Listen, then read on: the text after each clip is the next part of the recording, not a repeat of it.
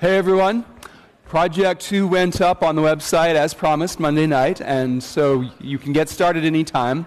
Today's lecture, much like Monday's lecture, is stuff you need to know to do Project 2. And recall that Project 2 is a team project. You must do it in a group of 2 or 3 students. So please, if you don't have teammates, if you don't have project partners yet, try to find them this week. If you don't have a partner, then one thing I suggest is that anyone who wants to look for a partner today in class, meet here on this corner at the end of this lecture and try to find someone. I want to point out that although the project's due in about a month after spring break is over, there is one part of the project that's due next week, which is the initial planning part. And that planning, where you map out how you're going to break down your project into different modules, is what I'm going to talk about today. But you'll be expected to get that done as soon as possible, figuring out how you and your partners are going to subdivide the project into modules so that each of you has different pieces to work on. By next week's lab, and talk to your TA in next week's lab about that. I do recommend you actually get started on the coding before next week's lab. The timing of next week's lab is unfortunate. I wish it were at the beginning of the week rather than at the end of the week, because the sooner you figure out how you're going to break up your project into pieces, the sooner you can start working on it. But please be aware that you are expected to have figured out your breakdown of your project into modules by next week's lab and present it to your TA in lab. That will be the lab.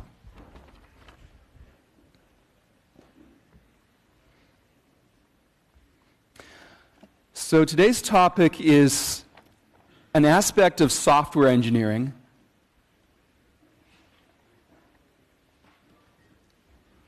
called encapsulation. Encapsulation is the idea that you break up a large program into modules, each of which has a very clear, well-defined interface, so that you can take a really complex problem and reduce it to relatively simple pieces that you can understand and work on as a group. So I say that our goal is to break down a complicated project into modules. What is a module? It's a set of methods that work together.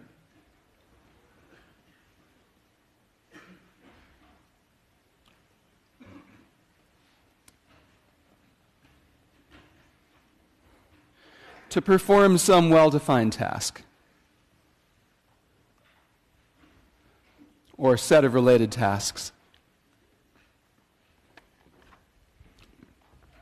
such as manipulating a list or writing a program that does your bookkeeping for you.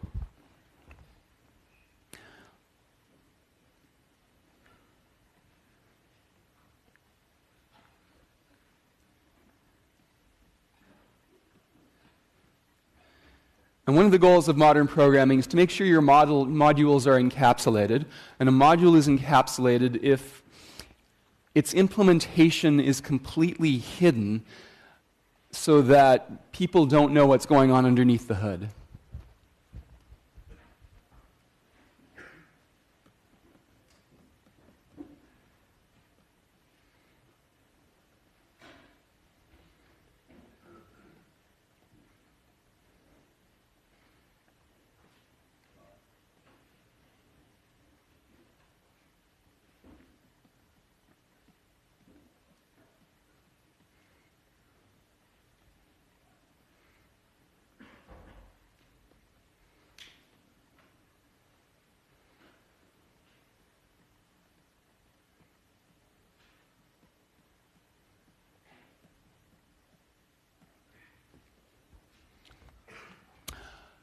So part of encapsulation is that there is a well-documented interface by which people can pass data in and out of your module or get your module to do things, and that interface is the only way to get data in and out of your module or get your module to do things.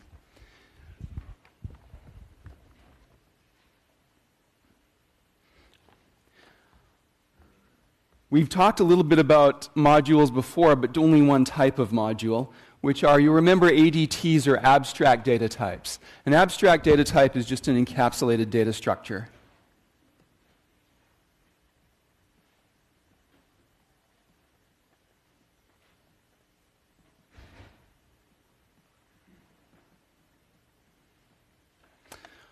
But abstract data types are not the only kind of module. There are other kinds of modules.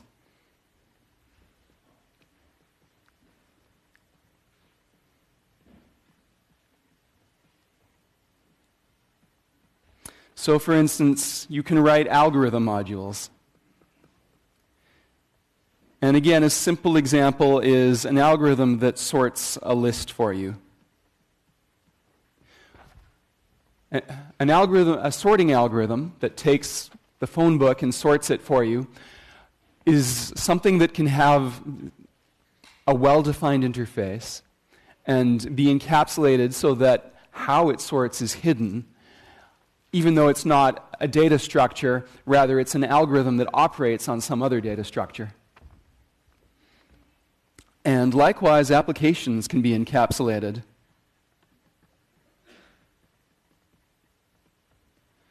So you can write an application that does network routing.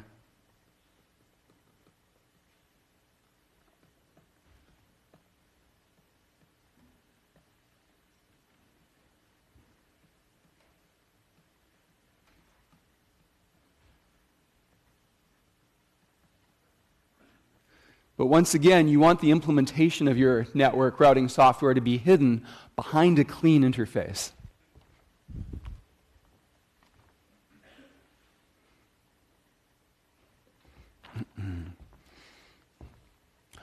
So when we've talked about encapsulation before, not using that word, but when we've talked about how to do abstract data types and design them well, I've talked about the fact that you don't want to let some outsider tamper with your data structure and reach in and corrupt it or change the invariance of the data structure.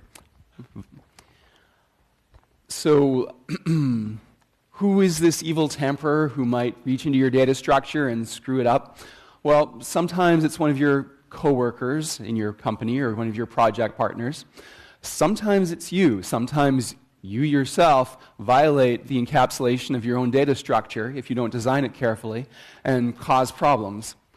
So to give you a typical example of what kind of problems can happen, and used to happen normally as a matter of course back in the 1960s and 1970s before people really figured out how to structure software well.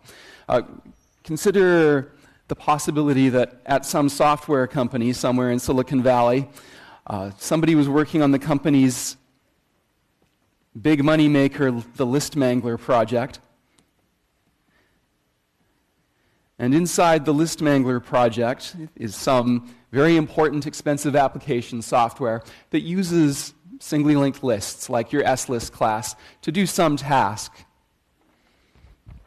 And deep inside that huge List Mangler application, there's lots and lots of code that uses those S-lists. But sometimes the programmers get a little bit lazy, and instead of calling methods in the S-list class to change the S-list, sometimes they just change the S-list directly. Like, for instance, suppose that there's one application where on a regular basis you need to remove the second node from the list. Well, it's pretty easy to just do that directly in one line of code. So, when you have a place where you're always removing the second node from the list, why not just do it the fast way?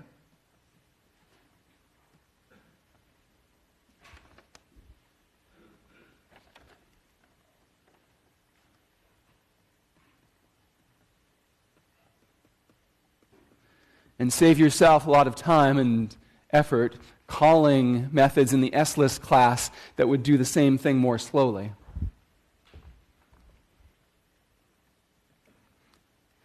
So imagine you have stuff like this buried in an application that's 1 million lines of code. Later on, suppose the company decides that their S-lists are too slow and that they can get faster results in their application by using D-lists instead. So what they try to do is replace all of the S lists with D lists. If they had stuck with a well-defined list interface and they had only modified the lists through that interface, then you would just be able to replace the S lists with D lists, and it would still work. But because there's lots of lazy code like this that goes around the interface and just modifies the list directly, that changes everything. That means that in order to replace an S list with a D list, now you have to go through all of your application code, find every single place where you modified the list directly, and figure out how to fix that code so that it works with D lists, so that it correctly updates the previous pointers. If it's just one line of code, that might just be a few hours' work to find it and fix it and test it. If this happened in dozens and dozens of places throughout the application, it could be a huge amount of work. It could be a year's work, and you might have to abandon the project entirely of upgrading from your old slow lists to a new, better, faster list. This kind of story actually does happen all the time, and used to happen even more frequently. Again, back in the 60s and 70s, before most people practiced structured programming with serious rules about encapsulation, this was the norm. And the result of this is that you wind up with code that's almost impossible to change, improve, or debug. So structured programming came about as a way to stop problems like this, to make it possible to design applications in such a way that you can replace one list with a different list and have it just work, rather than having to spend months going through your code, finding every place where it did something like this, and fixing it.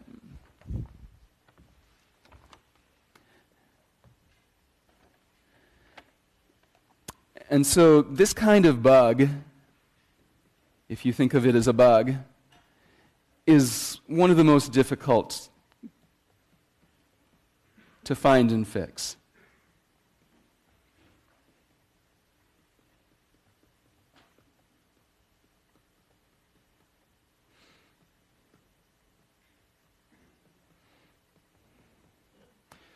And if you talk to people in the software engineering industry, you'll hear stories about projects where there was a piece of software that needed to be improved. A team of programmers worked on improving that software for a year or more, but there were so many little quibbles like this that needed to be fixed. The software was so badly encapsulated that after a year of several people working on this project, they had to abandon it back out to the original version. Those kinds of stories are very common, and they were a big part of the reason why software engineering, the question of how do you make really large pieces of software work so that you can improve them and not have projects collapse. That's why software engineering became a major subfield of study in computer science.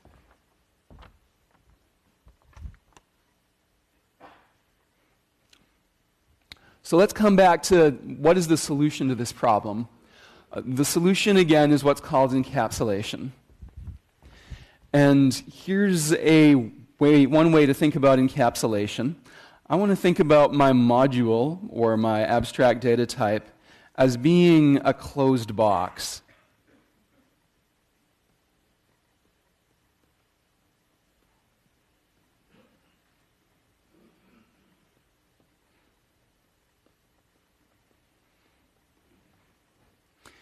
And that closed box does have one opening of sorts. The opening is what we call the interface. But the interface is the only way to get in or out of that box. It's the only way to communicate with the interior of that black box. You can think of the black box as being like a black hole, except that there's one part of the event horizon where there's a little opening that you can communicate through. And that's the only way to get information out of the black hole. And so an application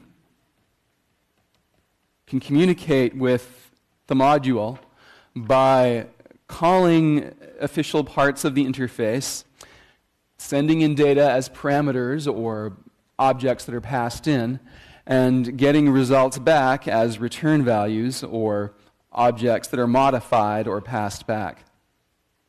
And so this interface is the only way that you can communicate with or change anything in the interior of the box.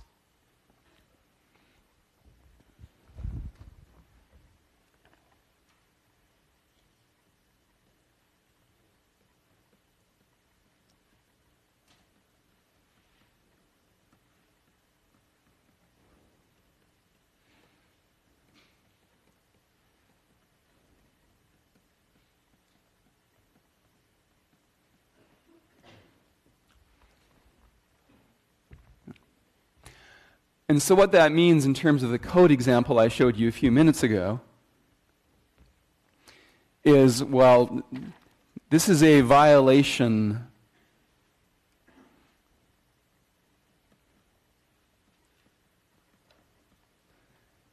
of data hiding or information hiding.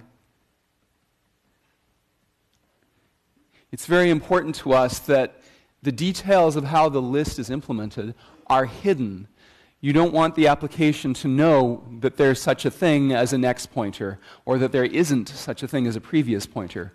You want to force the user to only be able to manipulate this list by going through the interface, using methods like previous or insert after, so that if you want to replace the list, you know in advance all of the ways that that list can be accessed from this application. And so lines of code like that just shouldn't be legal.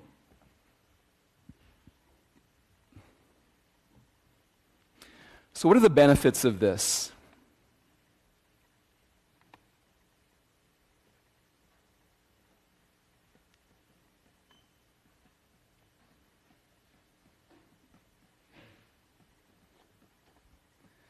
There are a lot of reasons why encapsulation is a good thing. It does all sorts of good things.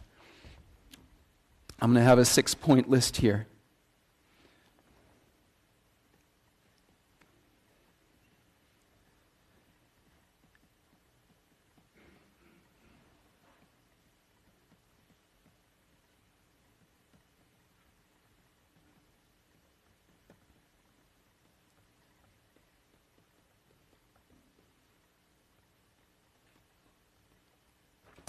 First of all, how you implement your lists is completely independent of what lists do.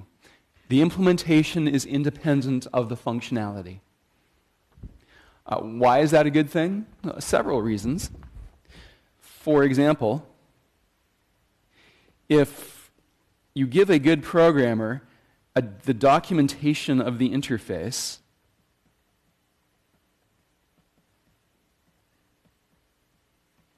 remember what the interface is. The interface is a set of method prototypes and plain English descriptions of what they do from a functional point of view. If you give a good programmer the interface documentation, then they or you can implement a new version of that module independently.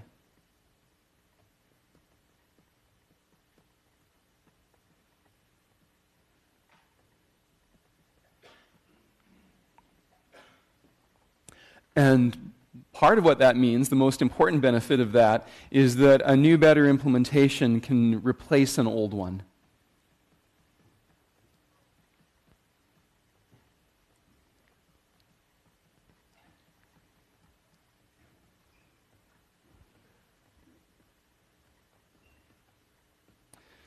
So in other words, when I think of a way to make a faster list, I can replace the slow S list in all my company's products with the new faster D list or whatever, without having to worry about millions of individual lines of code manipulating that list. I can just snap out the old list implementation, plug in the new faster list implementation. A second reason is that encapsulation prevents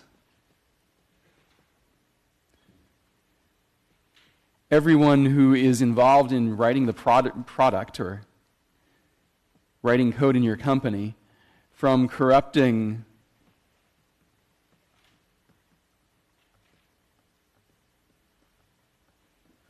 a module's internal data.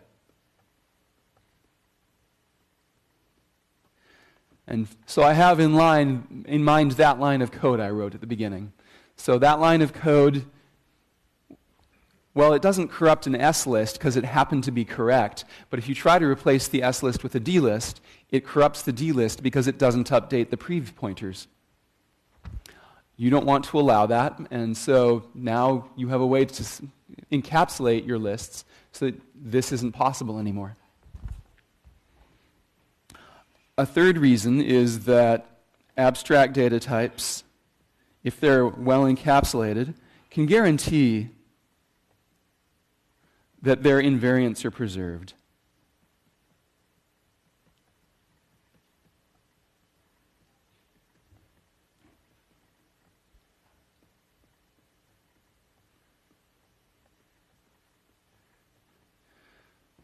And of course, in the example I gave, I have a specific invariant in mind, which is that the previous pointers and the next pointers should agree with each other. And that line of code was not keeping that invariant for doubly linked lists. A fourth benefit, which is going to matter a lot to you in Project 2, is that it allows you to do teamwork. It gives you a way to break up your Project 2 into different modules that you and your partner can implement and then bring them together and expect them to work together. And the reason they'll work together is because you've agreed on an interface between your code and their code.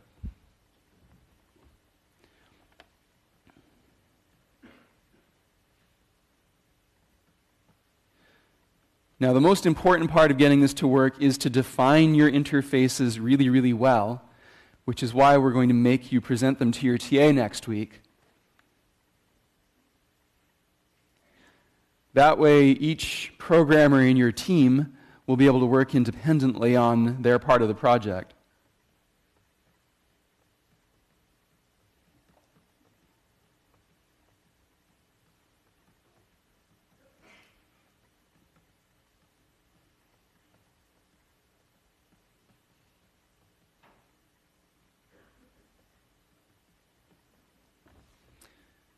And so a large, complex programming project can be broken up into dozens of pieces this way.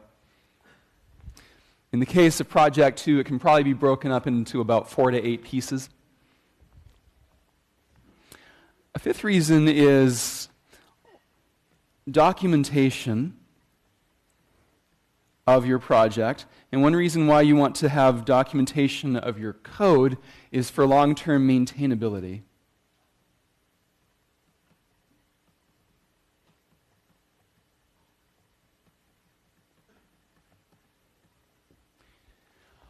You know, what most programmers do in the computer industry, the majority, is not writing brand new code, but taking existing products, maintaining them, updating them, adding new features. If that's what you're doing, then it's really, really important to have maintainable code so that if somebody who wrote the code leaves the company, you can still maintain their code. When you leave the company, the next person can maintain your code. Now, having well-defined interfaces is part of what makes that possible, is that someone can come, understand what each chunk of code does, how they all go together, and be able to modify one part of the code without knowing every line of code in a 10 million line program. And finally, I saved the best reason for last, which is when you're working on Project 2 and you have problems, it doesn't work, modularity will help you to figure out which of your teammates to blame.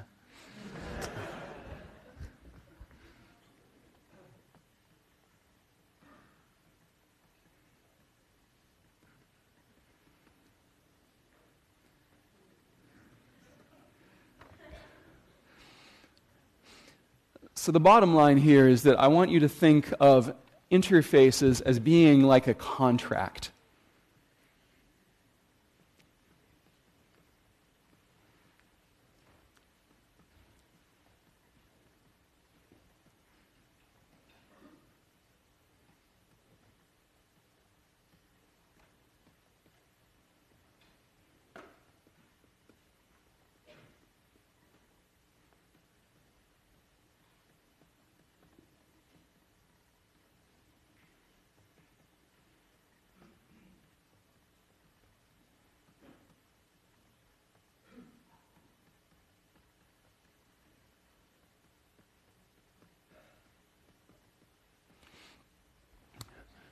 So think of it as a contract between you and your project partner. And the most important part of that project is how are you going to communicate with each other? In other words, what parameters are you going to pass in? What results are you going to get back? Exactly what do those things mean? How are they to be interpreted? And making that contract with your project partners is what allows you to go off and write your module and them to go write their module and then bring them together and have them work together. If you had a misunderstanding about how they communicate with each other and you're misinterpreting a result passed back by their module, you're going to have problems. It's not going to work. So you need to have a really clear, well-defined contract with your project partner about how this is going to work.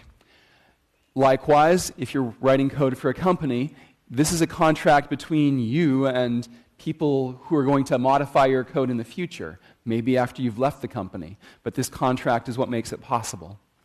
And when you're writing a really large software project all by yourself, it's still good to write a contract between you and yourself about how your different modules are going to communicate. Because you can only hold so many things in your mind at one time, and you're going to need to encapsulate each piece you write into a module so that your other modules can use it without having to remember every single line of code you've ever written.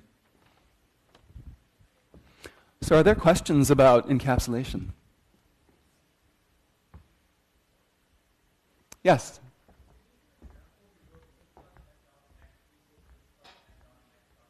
Uh-huh. Well, if your list has a size field, then yes, you would update size too.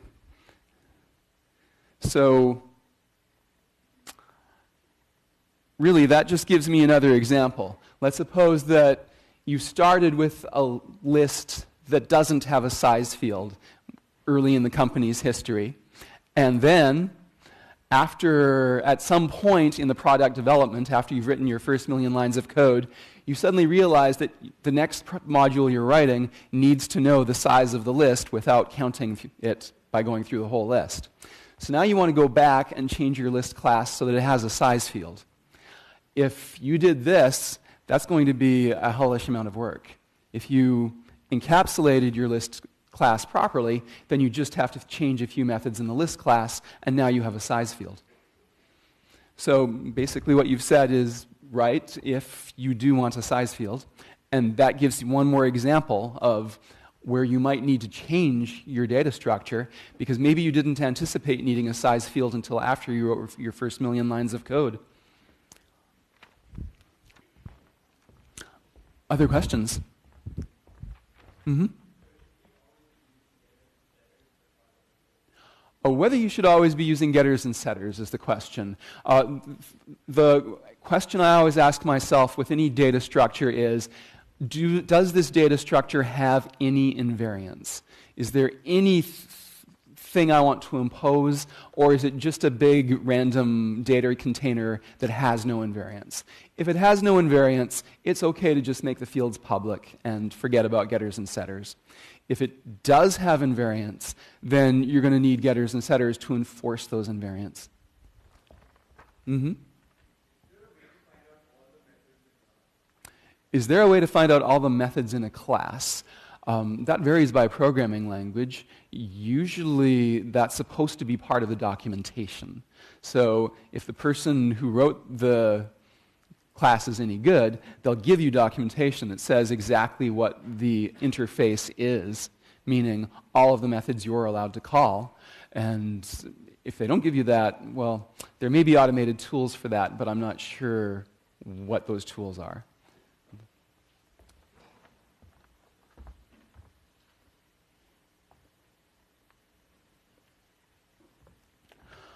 I want to say a little bit about how we enforce encapsulation.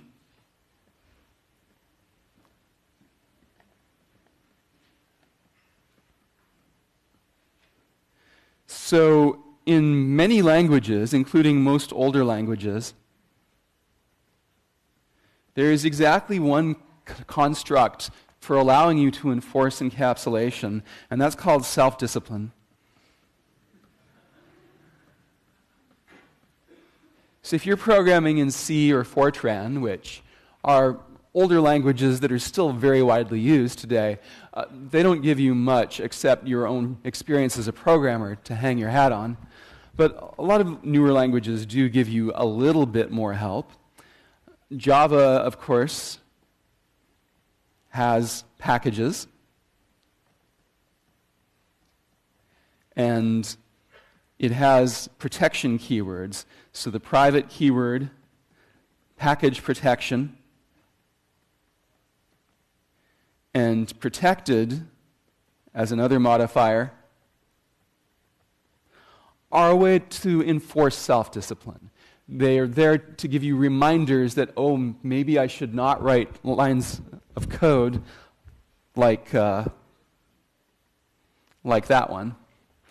So, by declaring your next fields private or protected or whatever, you can at least sometimes give yourself self-discipline by compiler, which I guess is other discipline.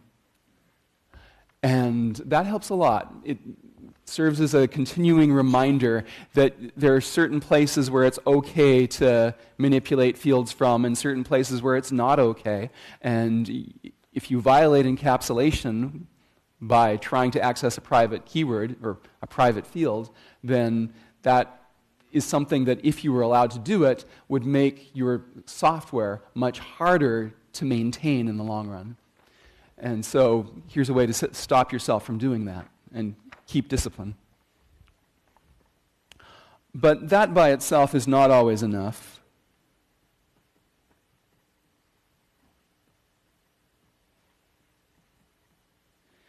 And there are many reasons why it's not enough. One is that you often have many modules in the same package.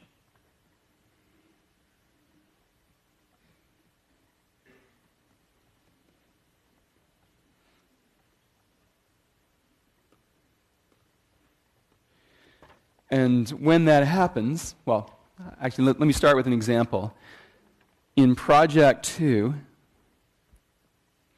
you are given a package called Player, in which you're going to write code to play a strategy game against an opponent. And in the Project 2, it would be perfectly reasonable to put all your modules in one package.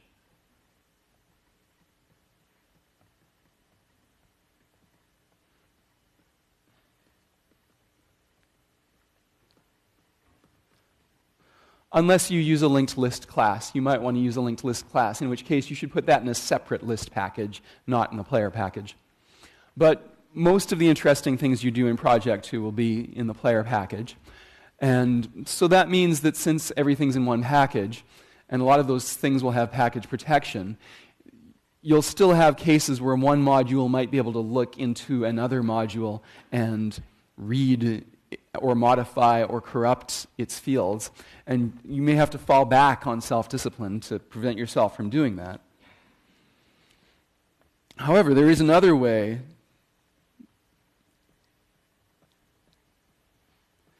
to sort of enforce this self-discipline that kind of puts it out of your hands, and that's to have a different team member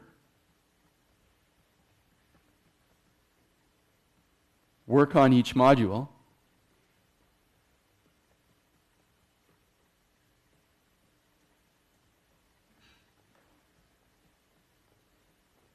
And for instance, at least in the beginning, you might have neither team member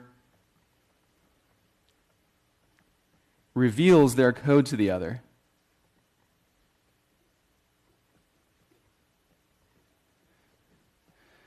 And when you're in a situation where two different team members are working in different modules and neither can see inside the other one's code, that creates a situation where you can't cheat by looking at the secret implementation that the other partner is doing and messing with that. Instead, it means you two have to really agree on the interface, and if you discover that there's something you need to do but you can't do, that means you need to change the interface so that you can do it.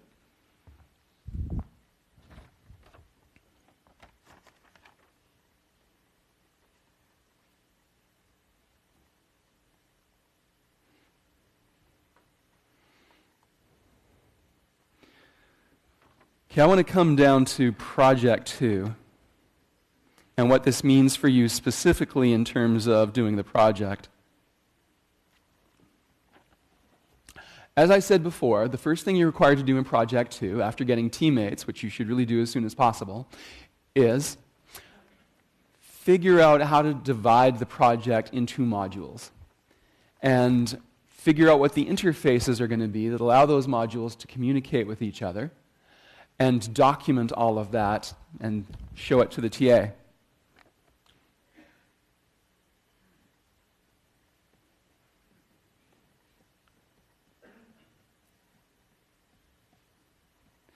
And you're not only going to show them to the TA, you're also going to submit them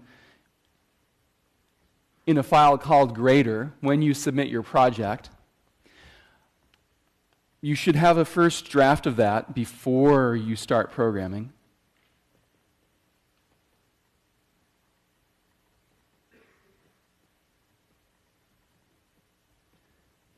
And this is what's going to get you off to a good start on the project and allow you to work as a team.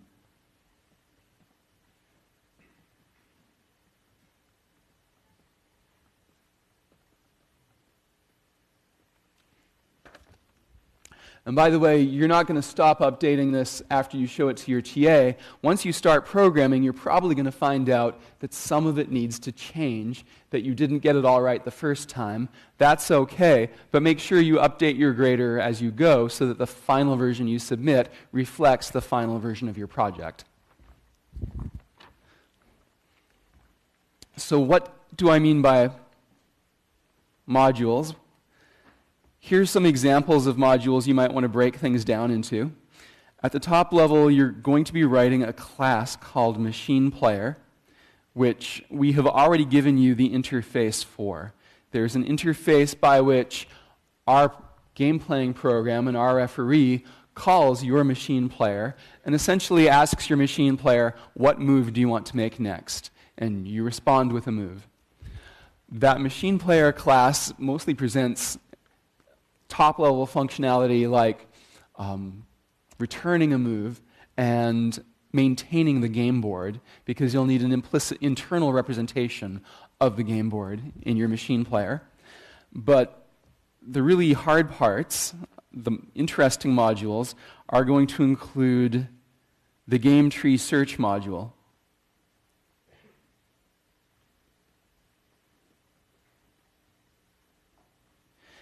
And that's going to implement the Minimax algorithm that I taught you on Monday in the context of a specific game called Network. That game tree search is going to have several submodules of its own, each of which is challenging in its own right. Now, one thing about game tree search is that there isn't time to search all the way to the bottom of a tree. A game of Network could take 20 moves to finish or longer. You can't search a game tree 20 layers deep when at every move you have 30 or 40 different places you can put a piece. So you're going to have to cut off your search early, and you're going to have to assign a score to each grid that you don't have time to run Minimax on, and those scores are going to be an estimate. You're going to guess how well you're doing, how likely it is that you're going to win from a particular board. And so that means you're going to have an evaluation function. The evaluation function is a heuristic that takes in a game board and guesses how likely you are to be winning or losing that game. Also, in order to know when you have won or lost the game, you're going to need a very interesting algorithm that identifies a network.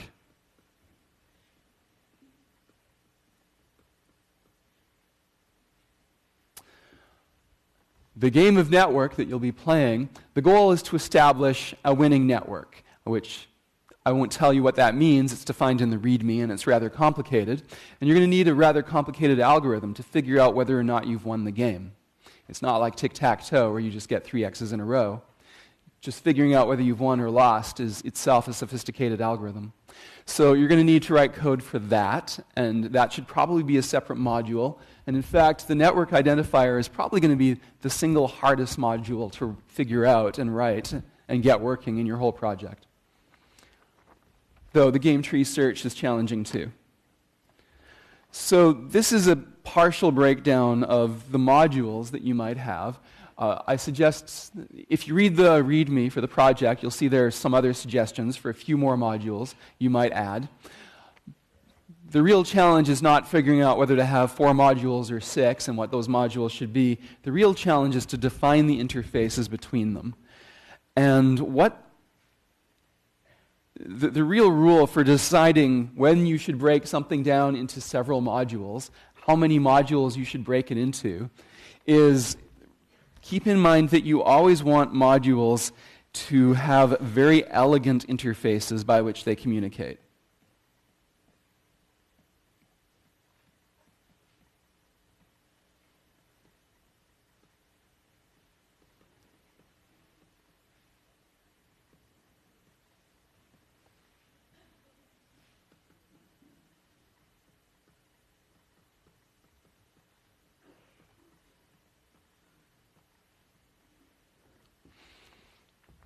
So really the bottom line is, if you're thinking of taking some part of your program and further subdividing it into 2 separate modules, the test for whether you should do that or not is how elegant would the interface between them be. If you get a simple, elegant interface, you should probably break them up into 2 separate pieces. If you get a really complicated, horrible interface, you probably shouldn't. Mind you, the measure of what is an elegant interface varies. Think of the list interface. The interface to the list might seem complicated because there's so many different methods, but the reason a list has lots of methods is because there are lots of different ways you might want to modify a list. The interface itself, I still consider that to be elegant.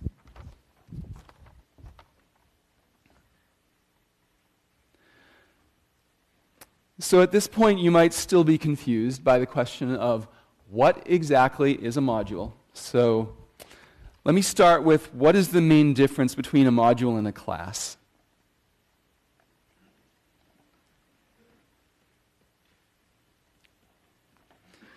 A module is a set of methods that work together that are organized around the functionality they provide.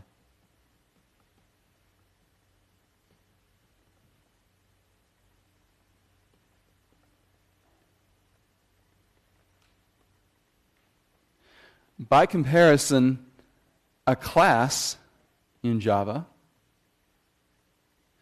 is organized around a data storage unit.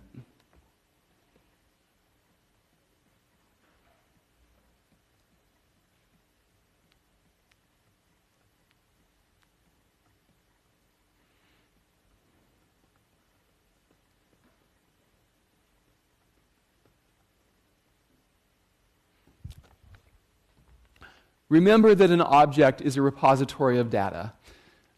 The job of a class in Java is to decide what data is stored in that object and how you can manipulate that data. So it's a kind of a concrete thing that you can easily understand because you actually have to write code for the class. A module is a more complicated idea. It's a more abstract idea because it's not arranged around a particular data storage unit. It's arranged around what functionality you want to provide to your users. And part of what makes it a little tricky to conceptualize until you have enough practice with programming is the fact that a module might involve multiple classes, or a class might involve multiple modules. The breakdown, the lines between modules are not the same as the lines between classes. So let me give a few examples of why that is so.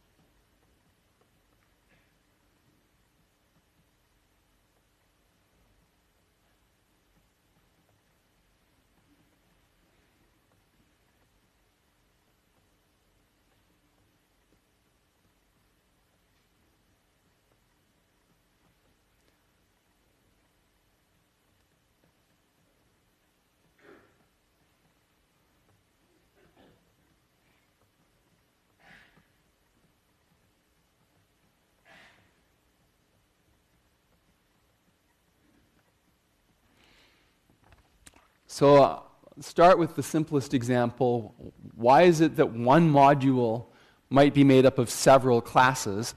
Well, think about a list. A list is one module. It's one abstract data type. It's just supposed to represent a list of things. But to actually implement it, we need two classes. We need a list class and we need a list node class. And an actual list is made up of one list object and a bunch of list node objects.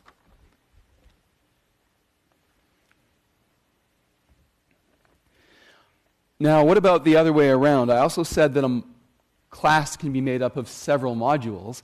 Why would that be?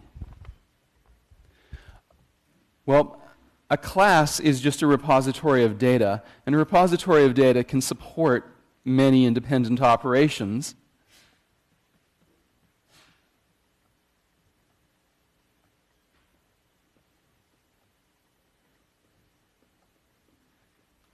For instance, if you have an 8x8 checkered board, you would define a class that stores where the pieces are on that board. But you might be able to use that same class to play checkers and chess and network. And within network, we're going to have several different things that operate on the game board as well. For instance, the game tree search is going to operate on a game board. The evaluation function is going to operate on a game board too, but they don't really have much to do with each other directly. The network identifier, they all operate on the same class, a game board.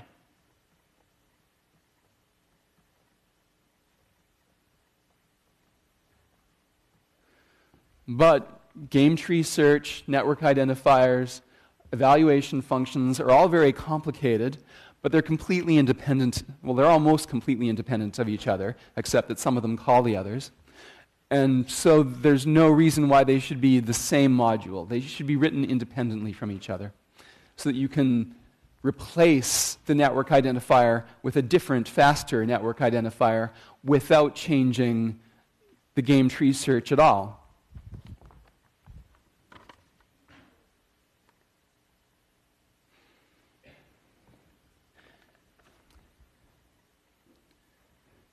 And to further confuse things,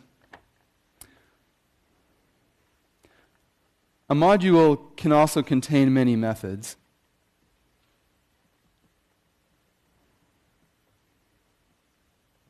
If you think about the list module, that's got lots of methods.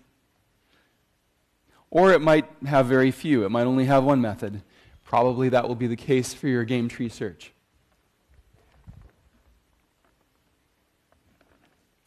And Java packages are designed as a way to package up modules that trust each other, but a package is not the same as a module. Usually, a module is restricted to being within one package, but a package is not restricted to having only one module. A package might contain many modules. It's quite common in the Java standard libraries for each package to have a bunch of different little modules.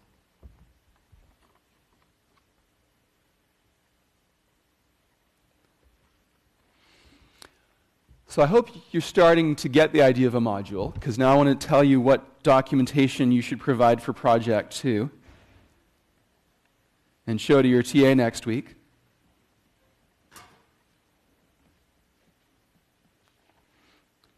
What you want to do is, first of all, figure out what your modules are and make a list of them. Now, when I say list the modules, you just give them a name. The name is not necessarily going to be the name of a class, because like I said, one class can have many modules. It's not necessarily going to be the name of a method call, but it might be. But just give them a name, even if it's not going to be part of the code. Once you've figured out what your modules are, the really important part, the part that's going to make it possible for you to work as a team, is to specify the interface of each module.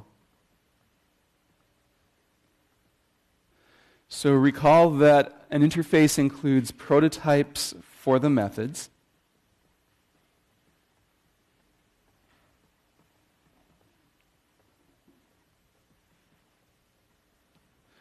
But this does not necessarily include all the methods in the module. You only list the methods that are meant to be called from other modules.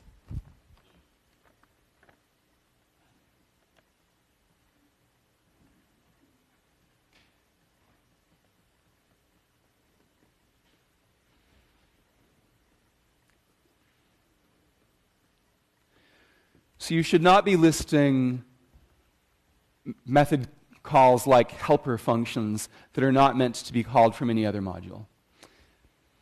And remember that the test of whether a module is good or not is how elegant is its interface. So you want to think carefully about these prototypes and make them as elegant as possible. And then the other part of the definition of interface, besides the prototypes, is plain English descriptions of the behavior of each module, given in the form of a comment for your Java code.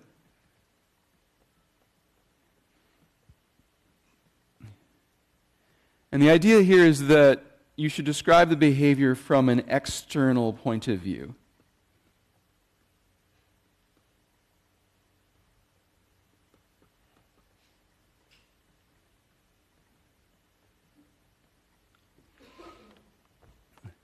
And what that means is that I say what a module does, but I don't have to say how it's implemented. I say, this is a list. It can hold your grocery list. You can add things to it, remove things from it. I do not say, this list has sentinels and previous pointers and other crap like that, because that's hidden. That's supposed to be stuff that the person calling your list class never has to worry about or think about or know about.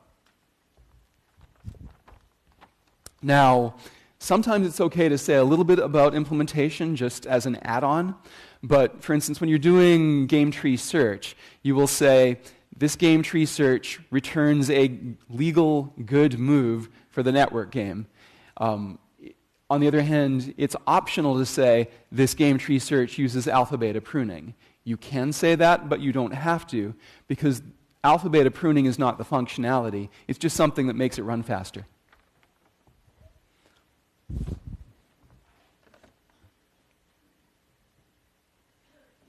In particular, one thing about the behavior comment is, remember, we're making a contract about how our module will communicate. So you have to be really explicit about how you're communicating, and that means you describe every parameter and return value in detail of every prototype in your interface.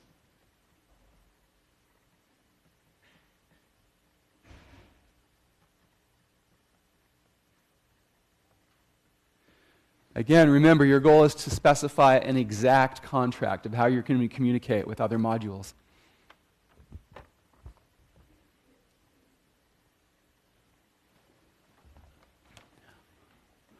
So to show you a very simple example of what I have in mind, this is a little small, but here's an example from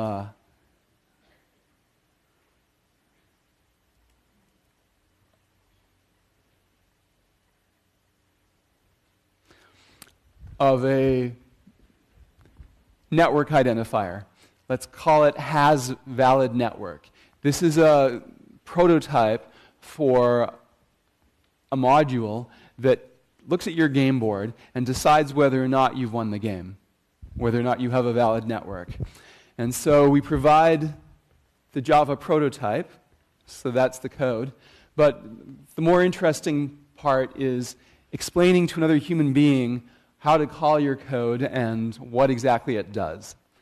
And so at the top, there's a description, which is mostly short because the actual definition of network, we're just going to refer people to the README, because the actual definition of network is several pages long, and there's no point in repeating it here.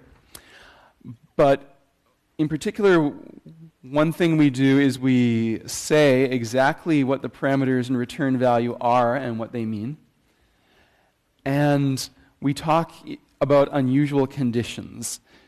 It's very important when you're establishing this contract to say what's going to happen if wrong values get passed in, or something unusual happens, or the game board does not have the correct configuration. So for instance, this says that if there are illegal values in the game board squares, you cannot expect reasonable behavior from this module. And it says that if you provide an illegal parameter for side, then it's going to just return false and not give you a useful answer.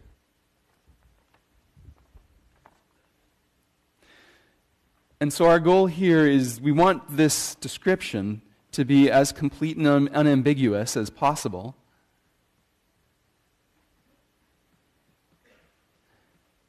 And the reason is to prevent confusion between you and your project partner when you're trying to get your code to work with their code. And when you design your interfaces,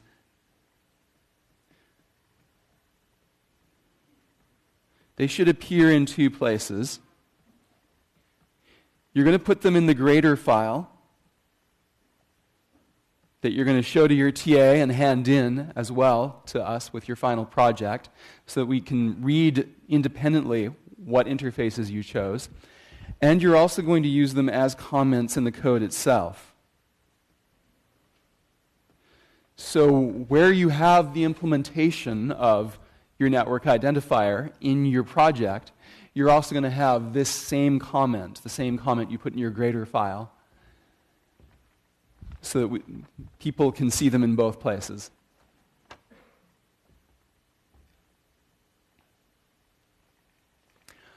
Again, I want to remind you that we want you to have a first draft of this ready by the lab next week.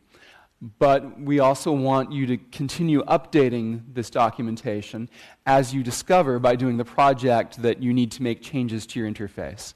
So when you finally submit your project, you should have a final version of this that reflects the things you learned while you were doing your project, the changes you had to make to your interface, and also tells us which project partner implemented which module for each of the modules. So are there questions about this? Mm-hmm.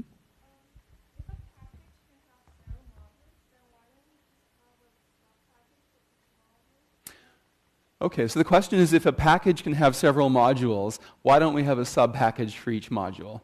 And you can do that, and that might be useful if it helps you to keep certain data from being corrupted by other sub-packages.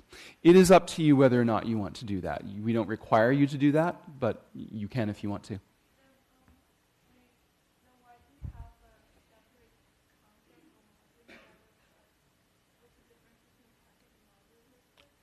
It's still very common for people to put multiple modules in the same package. And one reason for that is sometimes modules don't have a separate data structure of their own that's separate from the one that the package is built upon.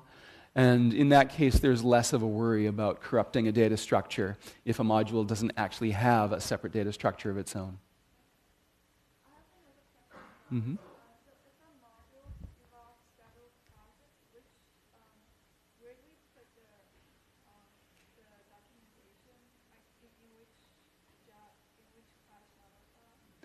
Oh, so where do we put the documentation if you have multiple classes in a single package?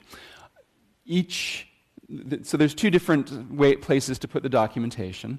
One is actually with the code, and so where you put this comment depends on which class this method is actually in. So if this method is in the list class, you put the comment in the list class, in list.java, and if this is in the list node class, then you put the comment in list node.java. So like with homework 5, we would have half the comments in list and half the comments in list node. And that's normal. But then it's nice to pull these out, all the interface, and put them all together in one file for human reading as well. And that's what a human who wants to use your module will look to for documentation. Mm-hmm. Other questions?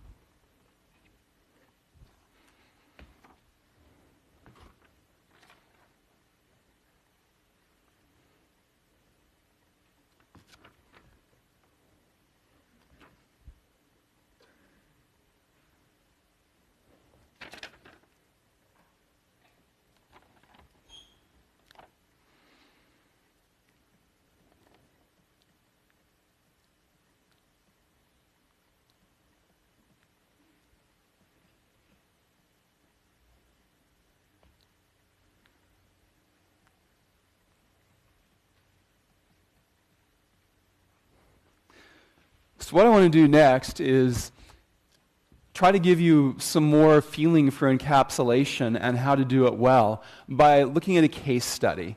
And the case study is actually going to be implementations that you have already seen and are pretty intimately familiar with by now.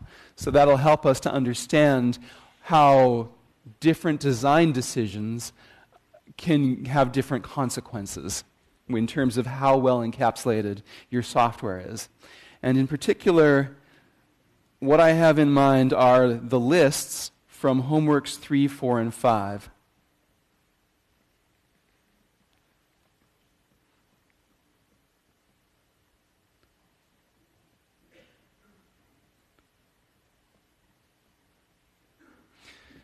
So in homeworks 3, 4, and 5, I gave you 3 fundamentally different ways to implement linked lists. And the differences are somewhat subtle, but they're actually there specifically to prepare you for this lecture, so I could talk about the differences and how we started with relatively bad lists and improved them from homework to homework, and what the differences are. So let's start with the homework 3 lists. In the homework 3 lists, you did not have the ability for an application to grab onto a particular node. If you wanted to find the 12th node in a list, you had to call the nth method, and the nth method would start at the head of the list and walk forward 11 more items to find the 12th item in the list. So if you want to query every item in the list,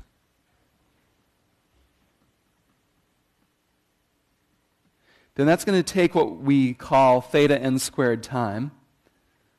I'll talk about what exactly theta means next week, but the short version is, if n is the number of items in the list, the total time for you to query every item is going to be quadratic in the number of items in the list. So if I have 1 trillion items in my list, it's going to be about 1 trillion squared microseconds or whatever to look at all those items, and that's pretty horrific. And the reason why is because we use the nth method to find the item at position I, and that takes time proportional to I.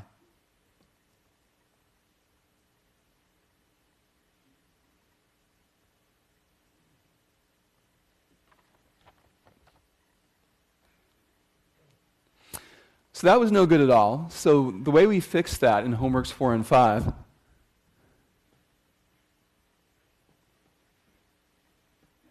was we now say that an application has the ability to hold a node in a list.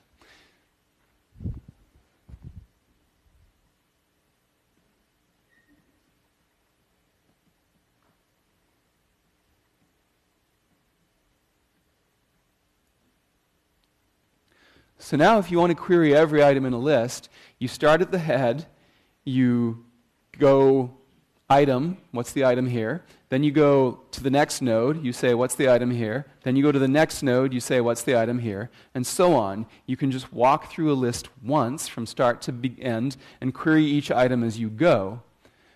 That's a lot faster. So now you can query all the items in linear time, or theta n time. The time is proportional to the number of items in the list, which is a pretty important improvement. Similarly, if you have a reference to a node in the middle of the list, you can delete C items from that spot in time proportional to C instead of time proportional to the length of the entire list.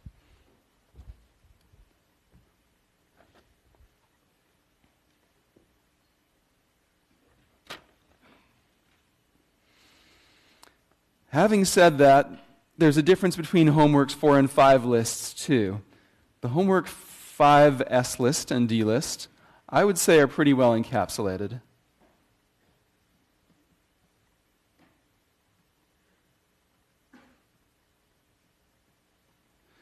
The homework 4D list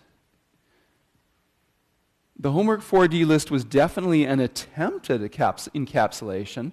It did most of the things right, but it wasn't perfect. It had some flaws, which we're going to talk about today.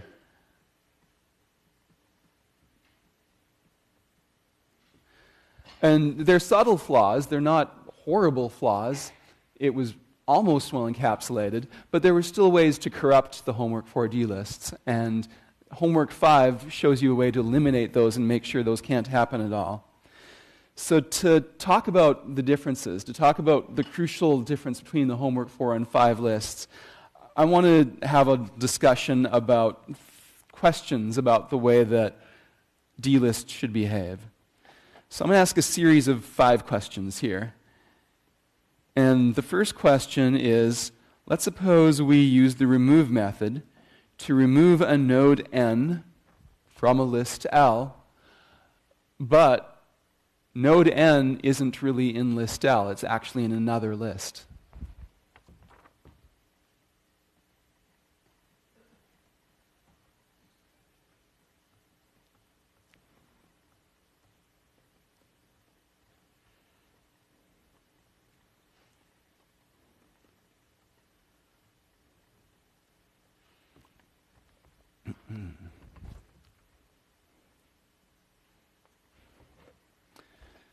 So what happened in homework 4, if you do this, is that the size of the wrong list is updated.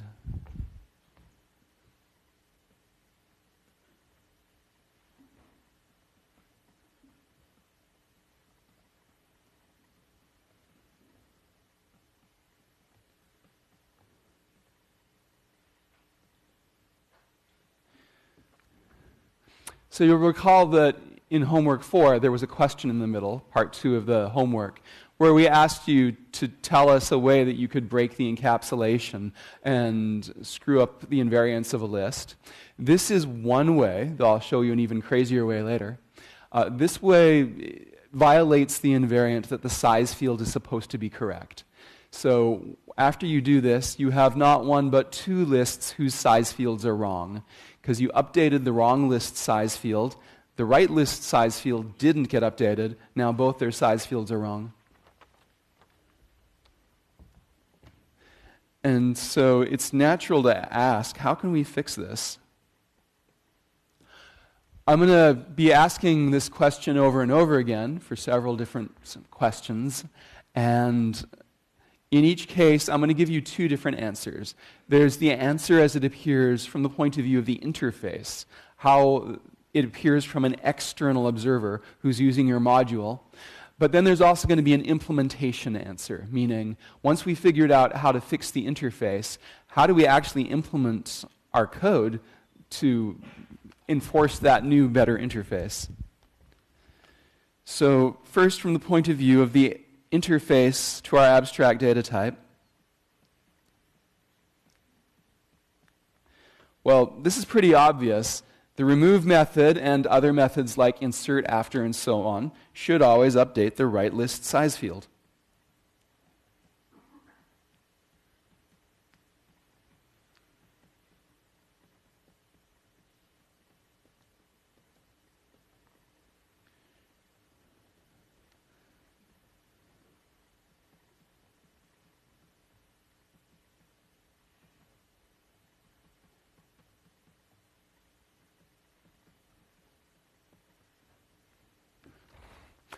Okay, so that part is a no-brainer, but what's not a no-brainer is how do you actually implement this? How do you actually get this to happen?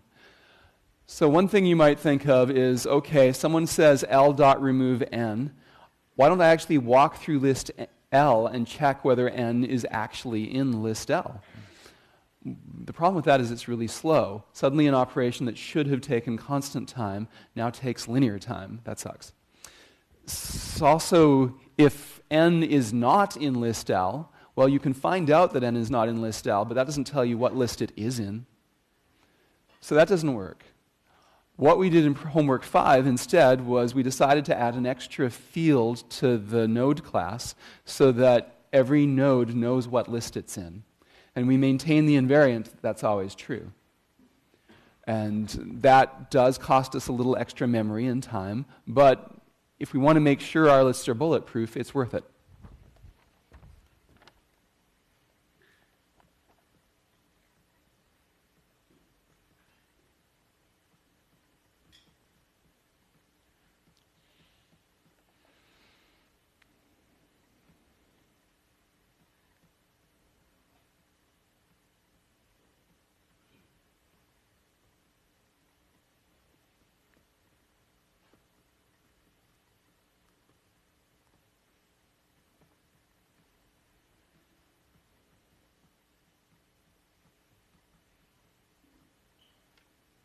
So in homework 5 specifically, every node had a field called MyList, which you probably all remember fondly.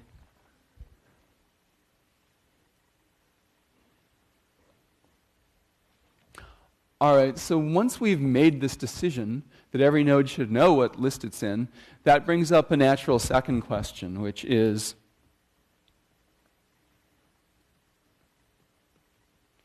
should insert after even be in the list class? Should remove even be in the list class?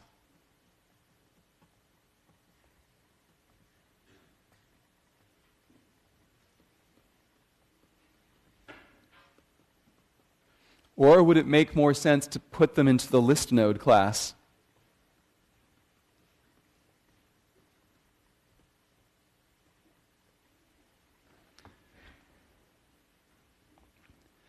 So if you think about it, once each node knows what list it's in, and once you've made the decision that remove n is always going to remove n from whatever list it's in, then writing l.remove n, that's just redundant now.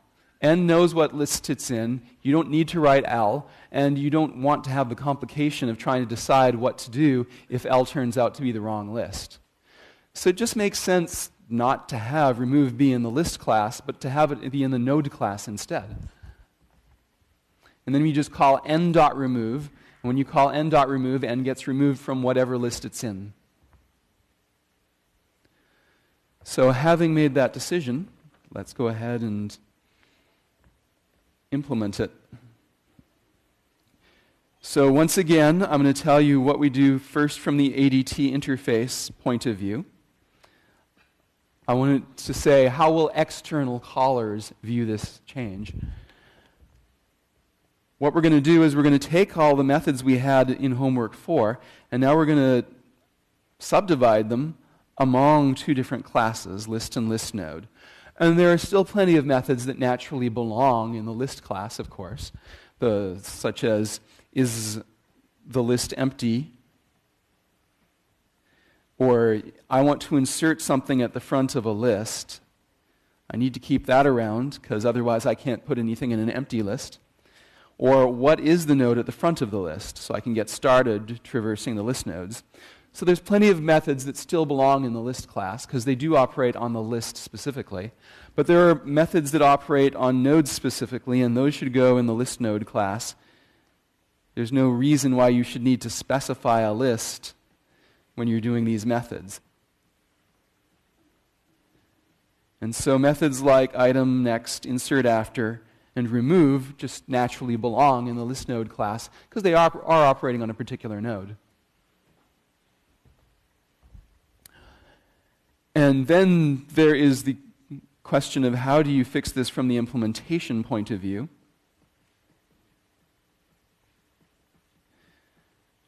Once again, you need each node to have a MyList field so that it knows what list it's in.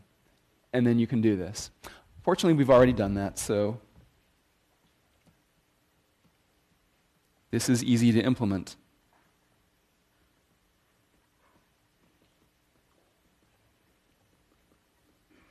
And what having a MyList field means is that if I do something like insert after or remove, then I can go update the correct list's size field.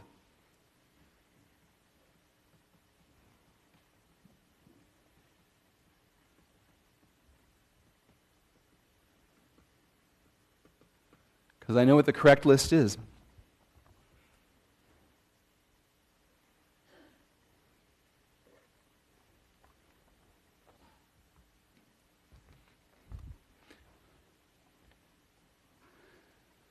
So now I'm going to go back to the homework 4 again, the homework 4 lists. And now my third question about those is, what happens if I call L.remove n and then call L.insert after n?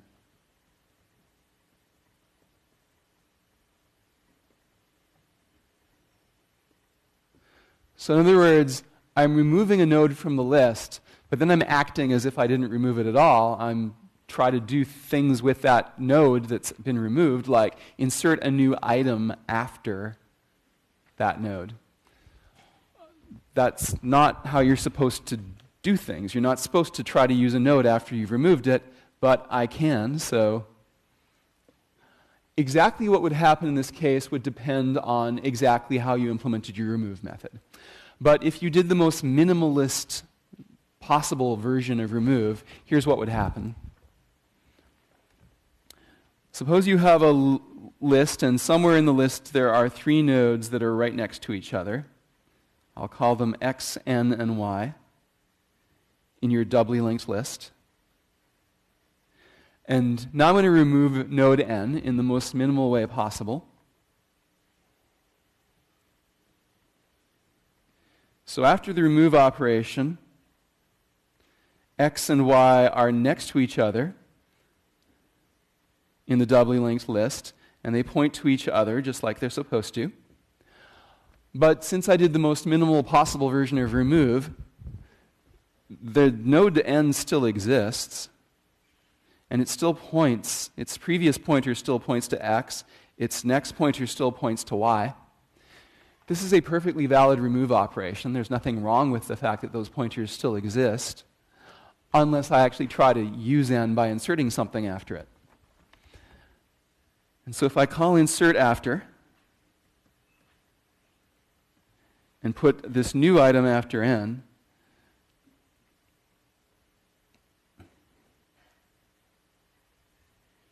here's what happens.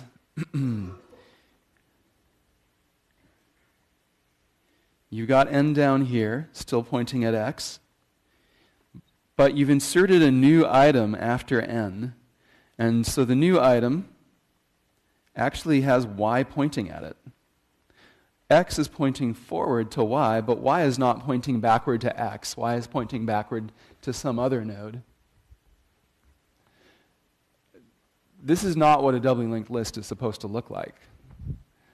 One of the invariants of a doubly linked list is that if X points to Y, Y should point back at X. It's not doing that.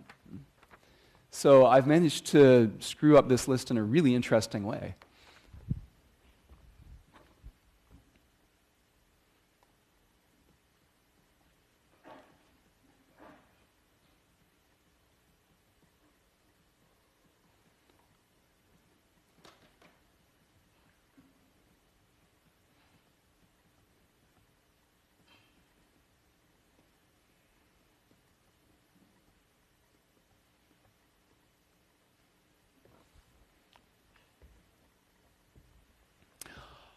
Mind you, I could have prevented the pointer mangling here if I had done a slightly more sophisticated remove operation that changes N's pointers to null. But that wouldn't have stopped insert after from messing things up. Insert after would still have changed the size field of the wrong list. Insert after would maybe have thrown a null pointer exception. It wouldn't have done this, but it would have done something equally bad.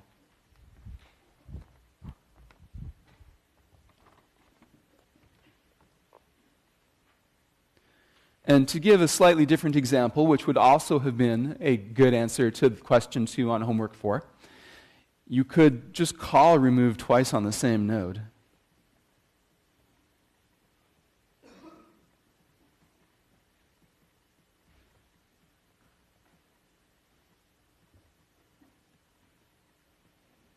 And that also corrupts the size field of the list that N was in. So that gives you 3 different answers to that question on homework 4.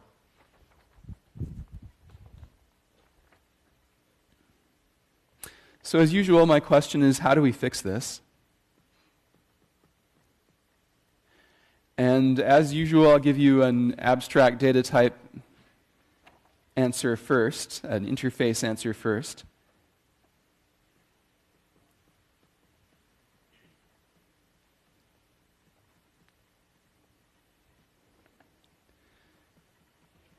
You will recall what we did in homework 5 is that when you call remove on a node, that node is now considered to be an invalid node.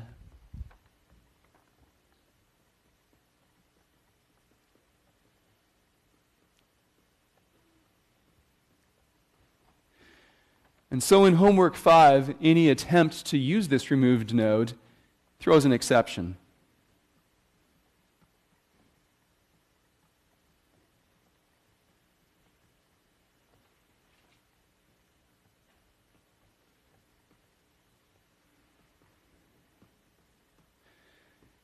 And that stops all these nefarious schemes from being able to corrupt your list.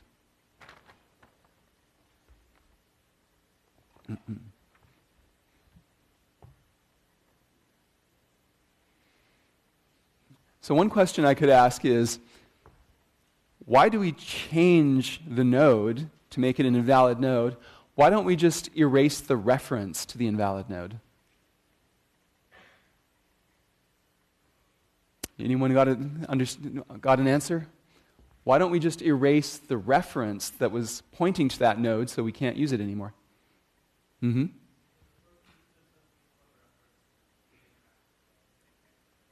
The person who... Yes. So the person who called the method to remove the node, they're still going to have the reference even if you try to erase it, because Java does call by value. So you can try to erase the reference in the remove method, but that does not erase the reference back in the calling method. Moreover, there might not just be one copy of the reference to that node. There might be 1,000 different variables or objects that are all referencing that node. And if there are, there's no way you can find all those references and erase them. The only thing you can do is change the node.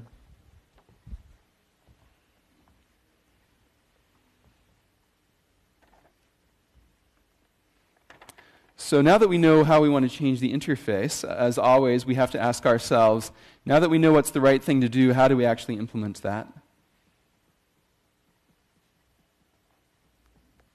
Well, there's several different ways. You need to have some way of marking a node as invalid. So when you remove a node, the way that we marked it as invalid is that we set mylist to null.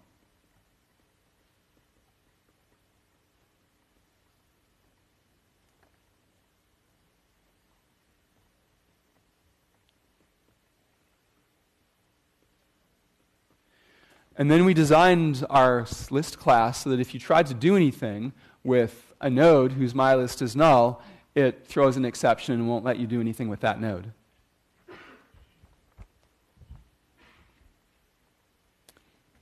Another thing you could do is you could also set the previous and next references to null to just make sure that it's hard to use that node to tamper with other nodes.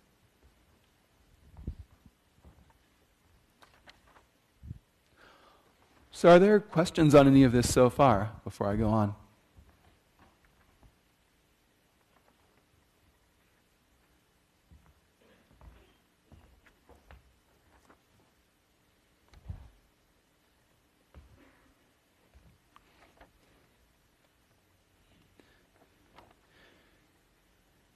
So here's another question I could ask. What should we do when we walk off the end of a list, say using the next method?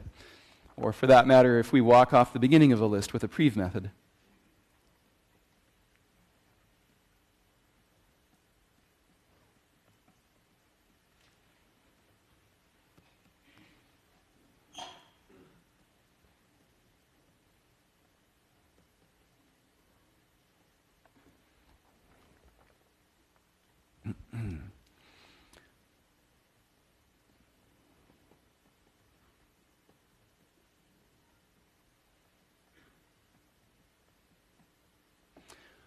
So in terms of the interface for the homework 4 lists versus the homework 5 lists, there was a difference, which is that in homework 4,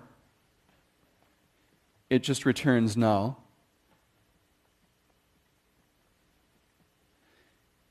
In homework 5, it returns an invalid node instead. And there are a couple of reasons why, from an interface point of view, this change actually is a bit of an improvement. The first reason is that it provides some consistency.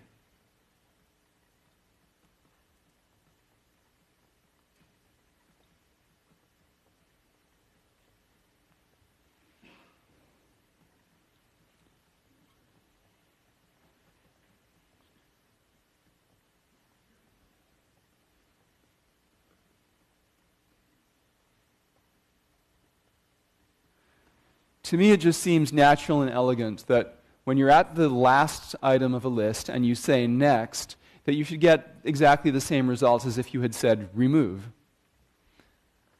And so I'd like those two things to be consistent. But there's actually a better reason, which is suppose that n is the last node in a list, and you say n.next.item.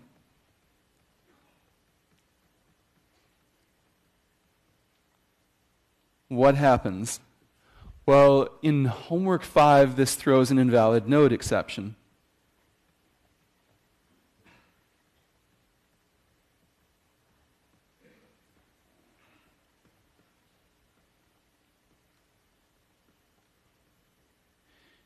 In homework 4, it throws a null pointer exception.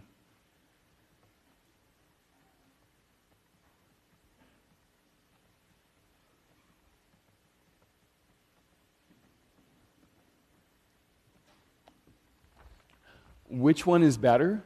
I think the invalid node exception is better because it eliminates ambiguity. When you have a null pointer exception thrown, there are lots of things that could throw a null pointer exception. So getting a null pointer exception doesn't give you very much information. When you get an invalid node exception, that's much more specific. It gives you a lot more understanding about how you might be able to fix your bug that's throwing these exceptions. So it eliminates ambiguity and therefore makes it easier to debug, because you have less possibilities for what could have thrown that exception. And if you want to catch invalid node exceptions, you can catch them safely without worrying that you've accidentally caught a null pointer exception that you shouldn't have caught.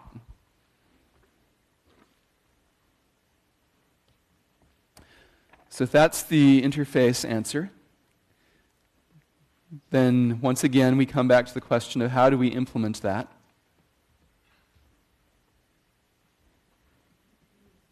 Well, in this case, since we happen to be using a doubly linked list that's circularly linked with a sentinel node, and the sentinel node doesn't do anything, kind of an easy way to implement this is just to make the sentinel be an invalid node.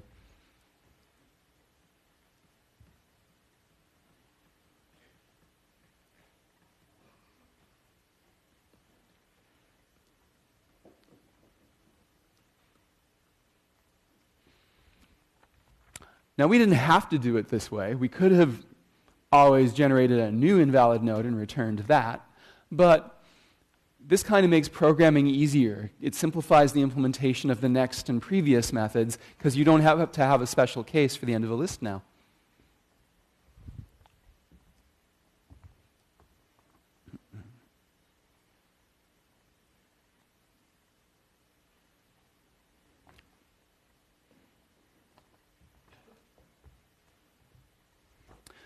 But one thing that we had to be careful with here is this. If you have a sentinel and you apply next to the sentinel, you do not get the first node of the list. You get an invalid node exception. And it's actually important that's the correct way to do things. You do not want to have a list data structure where if somebody's holding the sentinel and they say next, they get the first node of the list. Why not? Because if you do that, you are tying yourself down to always having to use a D-list with a sentinel, or at least something that simulates a D-list with a sentinel. If you wanted to change from using a D-list to using an S-list, then you wouldn't be able to do that because an S-list, the sentinel doesn't work the same way.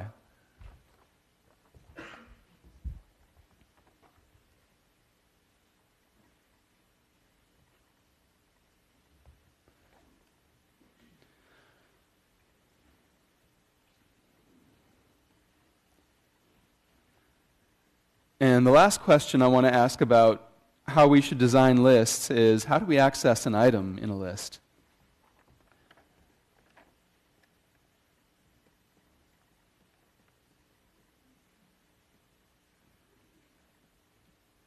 And once again, I made different decisions for the homework 4 lists and the homework 5 lists. The homework 5 decision is safer. Why is that? Well, in homework 4, each node's item field is public.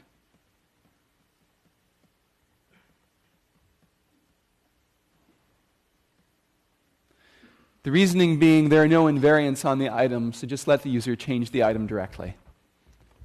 But in homework 5, we decided to get paranoid about that, and we made them protected.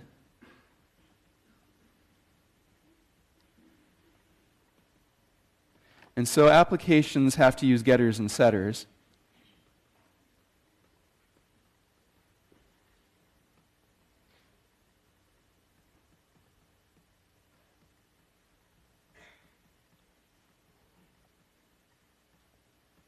To access that item. And so why did I make this change? And the reason is I don't want applications to be able to store items in deleted nodes or any other invalid nodes.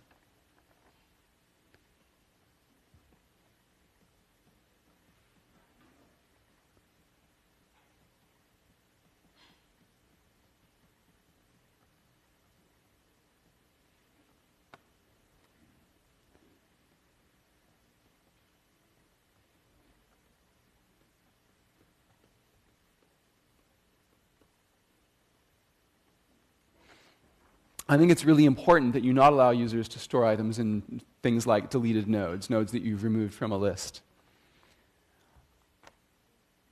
And one reason is, well, suppose that you allowed users to store items in, say, Sentinel nodes, but then one day you switched from D lists to S lists. Would those applications still work the same way? Because you don't have the Sentinel nodes in an S list. Everything's different. It's not necessarily the same node anymore. So this might seem like a strange justification, but in the real world it's actually very common for applications to take advantage of quirks in an interface where it has some sort of undocumented functionality that they can take advantage of and sort of abuse the data structure. So that is why one of the rules of making a really good interface is that abstract data types should never do more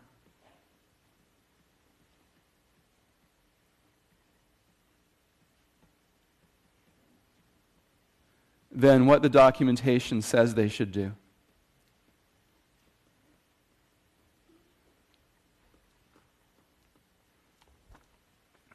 And to underscore that point, which is an old point in software engineering, this is a classic book in software engineering called The Mythical Man Month by Frederick P. Brooks. And he worked as a software engineer, leading large teams of groups in various really significant projects for over 25 years. And among the many interesting things he writes about in this book is he talks about a time when he was writing a simulator to simulate an old processor on a newer operating system. And he writes with regard to that experience that invalid syntax always produces some results. In a policed system, that result is an invalidity indication and nothing more. In an unpoliced system, all kinds of side effects may appear, and these may have been used by programmers.